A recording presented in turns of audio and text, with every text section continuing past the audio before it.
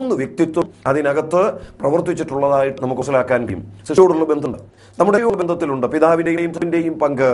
അത് ഞാൻ ഇങ്ങനെ പറയാം. പിതാവായതും യോഹന്നാന്റെ 16 പറയുന്നു, മനുഷ്യൻ നശിച്ചു ജീവൻ പ്രാപിക്കുന്ന തന്റെ പുത്രൻ ഈ ലോകത്തെ സ്നേഹിച്ചു. പിതാവ് പുത്രനെ ലോകത്തെ അയച്ച് മനുഷ്യർക്ക് രക്ഷയൊരുക്കി. പുത്രൻ കർത്താവ് ഭൂമിയിൽ വന്നപ്പോൾ രക്ഷയ്ക്ക് വേണ്ടി ജീവനെ തരുവാനായി തന്നെ ഏൽപ്പ രക്ഷ ഒരുക്കി. ഇന്ന് പരിശുദ്ധാത്മാവ് രക്ഷയോടുള്ള ബന്ധത്തിൽ ഇന്ന് പ്രവർത്തിച്ചു കൊണ്ടിരിക്കുന്നു. പാപത്തെക്കുറിച്ചും നീതിയെക്കുറിച്ചും ന്യായവിധിയെക്കുറിച്ചും ബോധം വരുത്തുന്ന ശുശ്രൂഷ പരിശുദ്ധാത്മാവ് ചെയ്തുകൊണ്ടിരിക്കുകയാണ്. അപ്പൊ ആ നിലയിൽ രക്ഷയുള്ള ബന്ധത്തിലും ദൈവത്വത്തിന്റെ പ്രവർത്തനം നമുക്ക് കാണുവാൻ കഴിയും. അതുപോലെ വീണ്ടും ബന്ധത്തിൽ ഭാവികാല പരിപാടിയിൽ ഇന്ന് ദൈവിക പ്രവൃത്തികൾ ഇരുവഴുത്തിലൂടെ നമുക്ക് മനസ്സിലാക്കാൻ കഴിയുന്ന ദൈവിക സൃഷ്ടിയിൽ സൃഷ്ടാവായി ഉണ്ട് എന്ന് യോബിന്റെ വാക്കുകളിലൂടെ മനസ്സിലാക്കുവാനായിട്ട്. പിന്നീട് ജീവൻ തരാൻ കഴിയുന്ന അതും ദൈവത്തിന് മാത്രമാണ്. ജീവൻ തരാനും ജീവൻ എടുക്കാനുള്ള അധികാരവും അവകാശവും ജീവന്റെ ദാതാവായ ദൈവത്തിന് മാത്രമുള്ളതാണ്. യോഹന്നാന്റെ സുവിശേഷം 6-ാം അധ്യായത്തിന്റെ 23-ാമത്തെ വാക്യം മനസ്സിലാക്കാൻ കഴിയുന്ന ഒരാശയം അവിടെ ലഭിക്കുന്നു. യോഹന്നാൻ 6:23 ജീവിപ്പിക്കുന്നത് ആത്മാവ് ആകുന്നു. പ്രത്യേകം ശ്രദ്ധിക്കുക. യോഹന്നാൻ 6:63 ജീവിപ്പിക്കുന്നത് ആത്മാവാകുന്നു. പഴയ നമുക്കറിയാമല്ലോ, പുസ്തകം 2 അധ്യായത്തിലാണ് സൃഷ്ടി കാര്യങ്ങൾ ആ വർണ്ണന നമുക്ക് ലഭിക്കുന്നത്, അതിന്റെ വിശദീകരണങ്ങൾ രേഖപ്പെടുത്തുന്നത്. അത് വാക്യത്തിലേക്ക് 7 യഹോവയായ ദൈവം നിലത്തെ പൊടികൊണ്ട് നിർമ്മിച്ച അവന്റെ മൂക്ജീവാസമൂതി മനുഷ്യൻ ജീവനുള്ള ദേഹിയായി തീർന്നു. ഇതൊക്കെ സൃഷ്ടിച്ച് ജീവശ്വാസമൂതി, ദ സ്പിരിറ്റ് ഓഫ് ഗോഡ്, ദൈവത്തിന്റെ ആത്മാവ് എന്ന് അവിടെ നമുക്ക് കഴിയും. അപ്പോൾ മനുഷ്യനായി തീർന്നു, ജീവൻ ദേഹിയായി തീർന്നു. ജീവൻ തരുന്നുള്ള ബന്ധം പരിശുദ്ധാത്മാവിന്റെ പങ്ക് കഴിയുന്നു. അപ്പം ദൈവത്തിന്റെ ആത്മാവ് ജീവിപ്പിക്കും, ജീവൻ തരുന്നു. അവിടെയും ദൈവം തരുന്ന ജീവൻ പരിശുദ്ധാത്മാവ് വിപ്പിക്കുന്നു പറയുക വഴി പരിശുദ്ധാത്മാ ദൈവമാണ് എന്നുള്ള ആശയം വളരെ വ്യക്തമായി ലഭിക്കുകയാണ്. ഒന്നാമത് നമുക്കറിയാം, വേദപുസ്തകത്തിൽ അനേക പ്രവചനങ്ങൾ, ഈ പ്രവചനങ്ങൾ ആരിലൂടെ എങ്ങനെയാണ് രേഖപ്പെടുത്തിയത്? ദൈവം ചില ആളെ ഉപയോഗിച്ചു, ദൈവാത്മാരെ ഉപയോഗിച്ചു, പ്രവാചകന്മാർ അവരെ കുറിച്ച് നമുക്ക് പറയാം. എന്നാൽ അവരിലൂടെ ഈ പ്രവചനങ്ങളൊക്കെ എഴുതി തന്നപ്പോൾ അത് എങ്ങനെ വന്നാണ് എന്ന് വേദപുസ്തകത്തിൽ പറയുന്നുണ്ട്. 2 പത്രോസ് 1-ാം അധ്യായത്തിന്റെ 21-ാമത്തെ വാക്യം. പത്രോസിയ 2 ലേഖനം 1-ാം അധ്യായം. പ്രവചനം ഒരിക്കലും മനുഷ്യന്റെ ഇഷ്ടത്താൽ കൽപ്പയാൽ പരിശുദ്ധാത്മ നിയോഗം പ്രാപിച്ചിട്ട് സംഭവിച്ചതത്രേ. ആ വാക്യത്തിൽ എഴുതിയിരിക്കുന്നത് പ്രവചനം എങ്ങനെ വന്നതാണ്? മനുഷ്യത്താൽ വന്നത്. പിന്നെ ദൈവനെയാൽ വിചാരിച്ചതാണ്, മനുഷ്യ എഴുതിയതാണ്. അതാണ് പരിശുദ്ധാൽ നിയോഗം പ്രാപിച്ചിട്ട് സംഭവിച്ചതാണ്. ഇവിടെയും പരിശുദ്ധാലാണ് പ്രവചനം വന്നത്. അപ്പൊ അതിന്റെ പ്രവർത്തിച്ചത് ദൈവത്തിന്റെ പരിശുദ്ധാത്മാവാണ്. അതുകൊണ്ടാണ് യാഥാർത്ഥ്യങ്ങൾ മനുഷ്യർക്ക് ദൈവസന്മാർക്ക് എഴുതുവാനായിട്ട് കഴിഞ്ഞത്. 2-ാം അധ്യായത്തെ 2 വാക്യങ്ങളുടെ ബന്ധത്തിൽ ഞാനൊന്ന് വായിക്കാം. ശമൂവേലിന്റെ 2-ാം പുസ്തകം 20-ാം അധ്യായം 2 വാക്യങ്ങൾ. യഹോവയുടെ എന്നിൽ സംസാരിക്കുന്നു, അവന്റെ വചനം എന്റെ നാവിലിരിക്കുന്നു. ഇസ്രായേലിന്റെ ദൈവം കൽപ്പിച്ചു, ഇസ്രായേലിൻ എന്നോട് അരുളി ചെയ്തു, അതിനെ നീതിമായി ഭരിക്കുന്നവൻ, ദൈവത്തോടെ വാഴുന്നവൻ. എന്ന തുടക്കം ശ്രദ്ധിച്ചു കാണുമല്ലോ. യഹോവയുടെ ആത്മാവ് എന്നിൽ സംസാരിക്കുന്നു, അവൻ വചനം എന്റെ നാവിന്മേലിരിക്കുന്നു. ദൈവത്തിന്റെ വചനം എന്റെ നാവിന്മേലിരിക്കുന്നു. ആരാ സംസാരിച്ചത്? യഹോവയുടെ ആത്മാവാണ് എന്നിൽ സംസാരിക്കുന്നത്. ദാവീദ് പറയുന്ന വാക്കുകളാണ് ഈ പുസ്തകത്തിൽ, ശമൂവേലിന്റെ പുസ്തകത്തിൽ നാം കാണുന്നത്. യഹോവയുടെ ആത്മാവ് എന്നിൽ സംസാരിക്കുന്നു.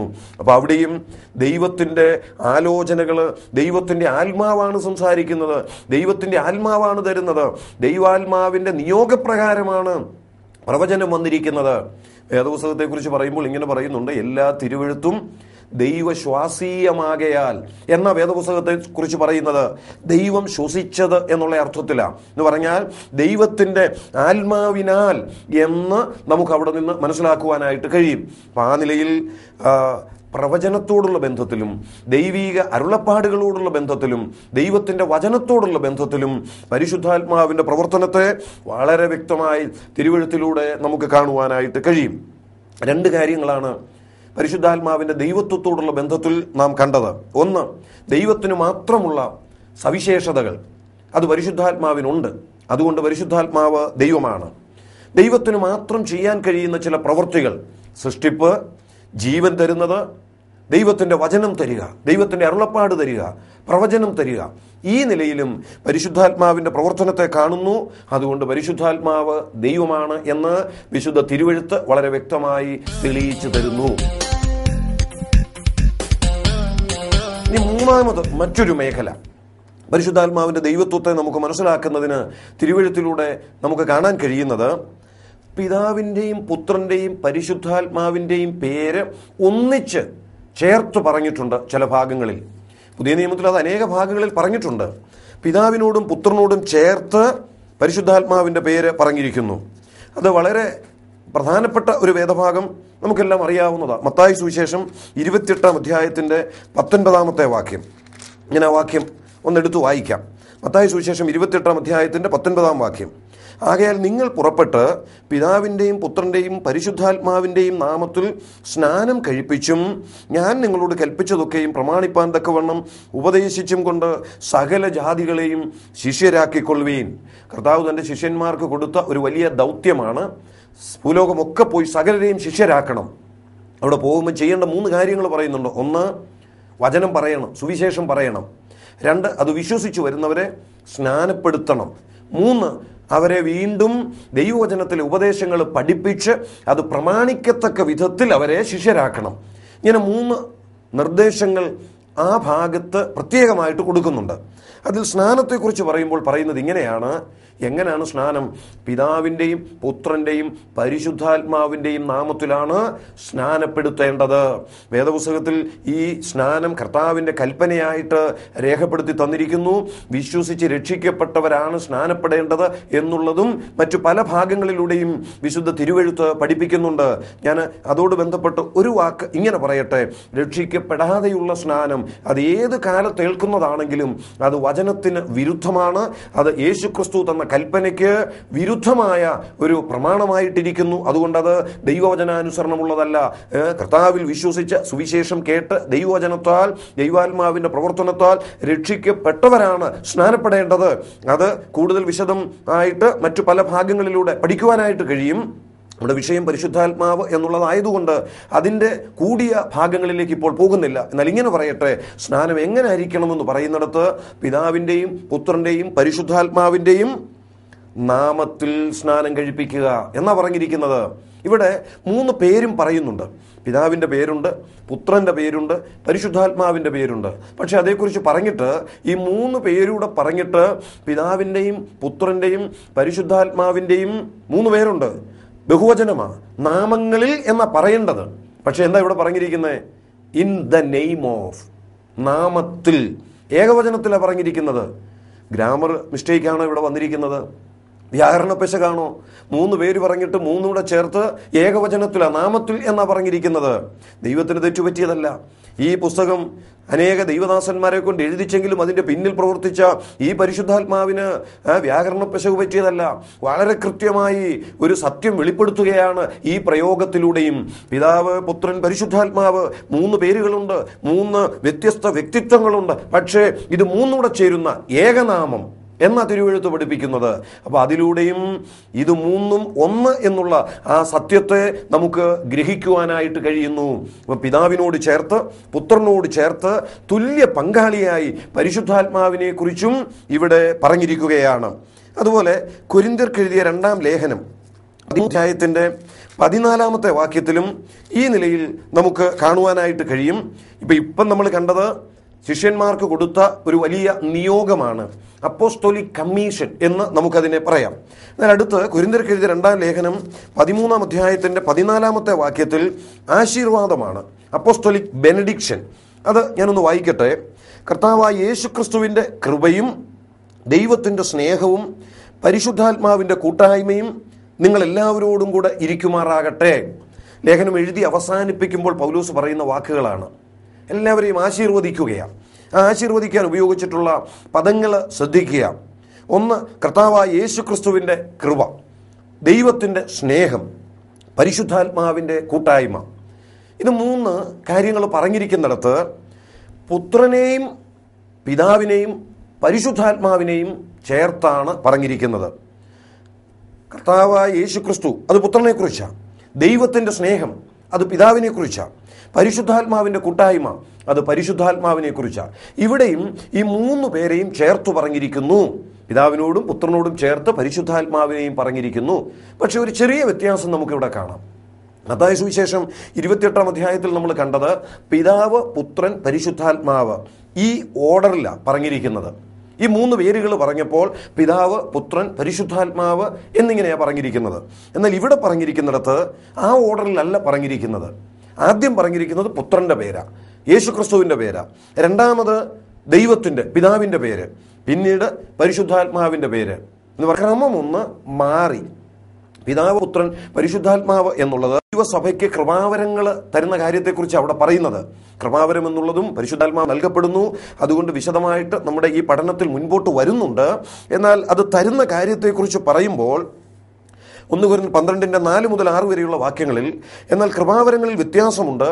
ശ്രദ്ധിക്കണം, ആത്മാവ് ഒന്നത്രേ, ശുശ്രൂഷകൾ വ്യത്യാസമുണ്ട്, കർത്താവ് ഒരുവൻ, വീര്യപ്രവൃത്തികൾ വ്യത്യാസമുണ്ട്, എങ്കിലും എല്ലാവരിലും എല്ലാം പ്രവർത്തിക്കുന്ന ദൈവം ഒരുവൻ തന്നെ. ഇത് പറഞ്ഞിരിക്കുന്നിടത്ത് ഈ 3 പേരുകളും വന്നിട്ടുണ്ട്. പിതാവ് വന്നിട്ടുണ്ട്, പുത്രൻ വന്നിട്ടുണ്ട്, പരിശുദ്ധാത്മാവ് വന്നിട്ടുണ്ട്. പക്ഷേ ആ ഓർഡർ ഒന്ന് ശ്രദ്ധിക്കുക. അവിടെ ആത്മാവ്, പിതാവ് എന്ന ഓർഡർ വന്നിരിക്കുന്നത് ഇവിടെയും പിതാവിനോടും പുത്രനോടും പരിശുദ്ധാത്മാവിരിക്കുന്നു. അതുകൊണ്ട് പിതാവിനും പുത്രനും തുല്യമാണ് പരിശുദ്ധാത്മാ എന്ന ആശയം ഇരിക്കുന്നു. എന്നാൽ അതിനൊരു മറുവശമായിട്ട് ഞാൻ പറയട്ടെ, ഓർഡർ ഒന്ന് മാറ്റിയാണ് പറഞ്ഞിരിക്കുന്നത്. ഇങ്ങനെ വേദപുസ്തകത്തിൽ മറ്റനേക ഭാഗങ്ങളിൽ പിതാവും പുത്രനും പരിശുദ്ധാത്മാവും ഈ 3 പേരുകൾ ചേർത്ത് തുടങ്ങിയിട്ടുണ്ട്. ലേഖനങ്ങളൊക്കെ പഠിച്ചാൽ പലതവണ ആവർത്തിച്ചത് നമുക്ക് കാണാൻ കഴിയും. ഈ പ്രയോഗത്തിലൂടെയും പിതാവിനും പുത്രനോടും തുല്യനാണ് പരിശുദ്ധാത്മാവ് എന്ന ആശയം ലഭിക്കുന്നു. ചിലരൊക്കെ പറയുമ്പോൾ ഇങ്ങനെ പറഞ്ഞിട്ടുണ്ട്, ദൈവീക തൃത്വത്തിലെ ഒന്നാമനാണ് പിതാവ്, ദൈവീക തൃത്വത്തിലെ രണ്ടാം പുത്രൻ, ദൈവീക തൃത്വത്തിലെ മൂന്നാമനായ പരിശുദ്ധാത്മാവ്. ഒരുപക്ഷെ നമുക്ക് മനസ്സിലാകാൻ വേണ്ടി നാം ആ നിലയിലൊക്കെ പറയുന്നു എന്നുള്ളത് ശരി. എന്നാൽ ദൈവത്തിന്റെ വചനത്തിൽ ഒന്നാമനെന്നോ രണ്ടാമനെന്നോ മൂന്നാമനെന്നോ ഉള്ള വേർതിരി ഒന്നുമില്ല. പിതാവും പുത്രനും പരിശുദ്ധാത്മാവും തുല്യ പങ്കാളിത്വമുള്ളവരായിട്ട് തന്നെ വെളിപ്പെടുത്തി തന്നിരിക്കുകയാണ്. ശുശ്രൂഷയോടുള്ള ബന്ധത്തിൽ വൈവിധ്യങ്ങളുണ്ട്, എന്നാൽ വ്യക്തിത്വത്തോടുള്ള ബന്ധത്തിലും ദൈവത്വത്തോടുള്ള ബന്ധത്തിലും യാതൊരു വ്യത്യാസവുമില്ല. First grade, second grade, third grade എന്നിങ്ങനെ ഗ്രേഡ് വ്യത്യാസം ഒന്നുമില്ല, റാങ്ക് വ്യത്യാസങ്ങൾ ഒന്നുമില്ല. തുല്യ പദവികളുള്ളവരായി തിരുവെഴുത്ത് പറയുകയാണ്. അത് ഈ ക്രമം പല നിലകളിൽ പറഞ്ഞിരിക്കുന്നതിലൂടെ വെളിപ്പെട്ടും വരുന്നു, തെളിയിക്കപ്പെടുകയും ചെയ്തിരിക്കുകയാണ്. ഒരിടത്ത് പിതാവ്, പുത്രൻ, പരിശുദ്ധാത്മാവ് എന്ന് പറഞ്ഞിരിക്കുന്നു, ഒരിടത്ത് പുത്രൻ, പിതാവ്, ആത്മാവ് എന്ന് പറഞ്ഞിരിക്കുന്നു, ഒരിടത്ത് ആത്മാവ്, പുത്രൻ, പിതാവ് എന്ന് പറഞ്ഞിരിക്കുന്നു. ഇങ്ങനെ ഈ 3 വ്യക്തിത്വങ്ങളെയും ക്രമം മാറ്റി പലയിടങ്ങളിൽ ആവർത്തിച്ച് പറഞ്ഞിട്ടുണ്ട്. അതുകൊണ്ട് ഇതിലേതാ ഒന്നാമൻ, ഇതിലാരാ രണ്ടാമൻ, ഇതിലേതാ മൂന്നാമൻ എന്ന് നമുക്ക് വേർതിരിച്ചു പറയാൻ കഴിയുന്നില്ല. ദൈവീക തൃത്വത്തിലെ 3 വ്യക്തിത്വങ്ങളും വ്യക്തിത്വത്തോടുള്ള ബന്ധത്തിലും ദൈവത്വത്തോടുള്ള ബന്ധത്തിലും തുല്യത അവകാശപ്പെടാൻ കഴിയുന്നവരാണ് പിതാവ്, പുത്രൻ, പരിശുദ്ധാത്മാവ്. അപ്പോൾ ഇവിടെ നമ്മൾ പ്രധാനമായി 3ാമത്തെ തെളിവാണ് കണ്ടത്. ഒന്നാമത് നമ്മൾ കണ്ടത് ദൈവിക ഗുണസവിശേഷതകൾ പരിശുദ്ധാത്മാവിനുണ്ട്. രണ്ടാമത് കണ്ടു ദൈവിക പ്രവൃത്തികൾ പരിശുദ്ധാത്മാവ് ചെയ്തതായി നാം കാണുന്നു. മൂന്നാമത് പിതാവിനോടും പുത്രനോടും ചേർത്ത് പരിശുദ്ധാത്മാവിൻ്റെ പേരും പറഞ്ഞിരിക്കുന്നു. അതിലൊന്ന് അപ്പോസ്തോലിക് കമ്മീഷനാണ്, 2 അപ്പോസ്തോലിക് ബെനഡിക്ഷൻ, മൂന്നാമത്തത് അഡ്മിനിസ്ട്രേഷൻ ഓഫ് ദ ചർച്ച്, സഭയിലെ അഡ്മിനിസ്ട്രേഷനോട് ബന്ധപ്പെട്ട് നൽകപ്പെട്ട കൃപാവരങ്ങളെക്കുറിച്ച് പറയുന്ന കൂട്ടത്തിൽ. ഇങ്ങനെയും പരിശുദ്ധാത്മാവിൻ്റെ ദൈവത്വത്തെ നമുക്ക് മനസ്സിലാക്കാനായിട്ട് കഴിയും. ഇനി 4ാമത് വളരെ പ്രധാനപ്പെട്ട മറ്റൊരു മേഖല, വേദപുസ്തകത്തിൽ പഴയ നിയമത്തിൽ 1-2 ഭാഗത്തെ പരിശുദ്ധാത്മാവ് എന്നുള്ള വാക്ക് പഴയ നിയമത്തിലുള്ളൂ. അത് നേരത്തെ കഴിഞ്ഞ ക്ലാസ്സിൽ ഞാൻ സൂചിപ്പിച്ചതാണ് ആ വേദഭാഗം. പുതിയ നിയമത്തിലാണ് പരിശുദ്ധാത്മാവ് എന്ന വാക്ക് അനേക പ്രാവശ്യം ആവർത്തിച്ച് പറയുന്നത്. പഴയ നിയമത്തിൽ തന്നെ 2 ഭാഗത്ത് 3 പ്രാവശ്യം. എന്നാൽ മറ്റു പല വാക്കുകൾ, മറ്റു പല പേരുകൾ തൻ്റെ സ്വഭാവത്തെയും പിതാവിനോടും പുത്രനോടും അതുപോലെ മനുഷ്യരായ നമ്മോടുമുള്ള വിവിധങ്ങളായ ബന്ധങ്ങളെയും സൂചിപ്പിക്കുന്ന നാമങ്ങൾ പരിശുദ്ധാത്മാവിന് കൊടുത്തിട്ടുള്ളത് പഴയ നിയമത്തിലും പുതിയ നിയമത്തിലും വളരെയേറെയുണ്ട്. അത് നമുക്ക് വായിക്കുമ്പോൾ മനസ്സിലാക്കാനായിട്ട് കഴിയും. പഴയ നിയമത്തിൽ യെശയ്യാ പ്രവചനം 6-ാം അധ്യായത്തിൻ്റെ 8 മുതൽ 10 വരെയുള്ള വാക്യങ്ങൾ നമുക്കൊന്ന് വായിക്കാം. പഴയ നിയമത്തിലെ യെശയ്യാ പ്രവചനം 6-ാം അധ്യായം 8 മുതൽ 10 വരെയുള്ള വാക്യങ്ങൾ ഞാനതൊന്ന് വായിക്കാം, ശ്രദ്ധിക്കുക.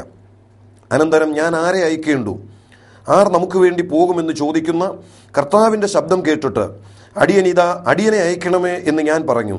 അപ്പോൾ അവൻ അരുളി ചെയ്തത്, നീ ചെന്ന് ഈ ജനത്തോട് പറയേണ്ടത്, നിങ്ങൾ കേട്ടുകൊണ്ടിട്ടും തിരിച്ചറിയയില്ല, നിങ്ങൾ കണ്ടുകൊണ്ടിട്ടും ഗ്രഹിക്കുകയുമില്ല. ഈ ജനം കണ്ണുകൊണ്ട് കാണുകയോ ചെവി കൊണ്ട് കേൾക്കുകയോ ഹൃദയം കൊണ്ട് ഗ്രഹിക്കുകയോ മനസ്സ് തിരിഞ്ഞ് സൗഖ്യം പ്രാപിക്കുകയോ ചെയ്യാതെ ഇരിക്കേണ്ടതിന് നീ അവരുടെ ഹൃദയം തടിപ്പിക്കുകയും അവരുടെ ചെവി മന്ദമാക്കുകയും അവരുടെ കണ്ണ് അടച്ചു കളയുകയും ചെയ്യുക. ഇത് ആര് പറയുന്നതാ, ആരോട് പറയുന്നതാ എന്നൊക്കെ യെശയ്യാ പ്രവചനം 6-ാം അധ്യായം വായിച്ചാൽ നമുക്കറിയാം.